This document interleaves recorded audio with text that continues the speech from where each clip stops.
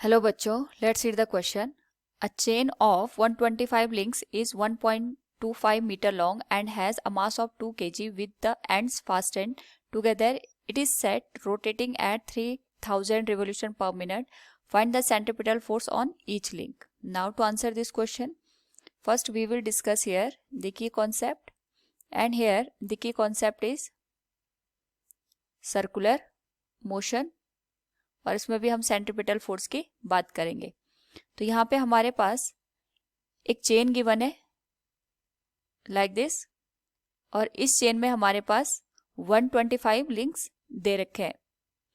जो total length है it is 125 link के साथ 1.25 मीटर, और इसका जो मास गिवन है it is 2 kg. Number of links की अगर हम बात करें यहाँ पे इट इज 125, एंड इसका जो रोटेशन दे रखा है it is 3000 revolution per minute.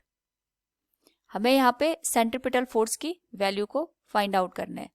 Now we know that कि जहाँ पे हमारे पास जो सेंट्रीपिटल फोर्स होता है, अगर हम उसकी बात करें it is given by m omega square into R, और ओमेगा हमारे पास यहाँ पे गिवन होगा.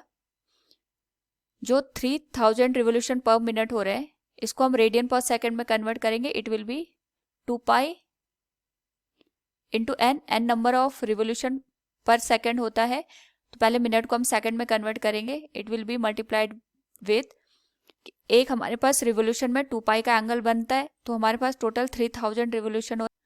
So it will B multiplied with 3000, और इसको हम सेकंड में कन्वर्ट करने के लिए 60 से डिवाइड करेंगे. तो अगर हम इसको यहाँ पे सॉल्व करें दिस वैल्यू विल बी 2 से कैंसिल हो जाएगा 30, और 30 से 30 हमारी वैल्यू कैंसिल हो जाएगी. It will B 100 pi radian पर सेकेंड. नाउ अगर हम बात करें यहाँ पे रेडियस की, तो जो हमारे पास चेन दे रखी है उसकी जो टोटल लेंथ गिवन है L, और इसी को हम यहाँ पे इस तरीके से सर्कुलर मोशन में रोटेट कर रहे हैं. तो उस केस में हमारे पास जो सरकमफेरेंस बनेगा वो हमारे पास टोटल लेंथ के बराबर हो जाएगा. So we can say here circumference of circle will be equal to length of the chain. और हमारे पास जो सरकमफेरेंस ऑफ द सर्कल है it is 2 pi R. Length हमें दे रखी है चेन की 1.25 मीटर.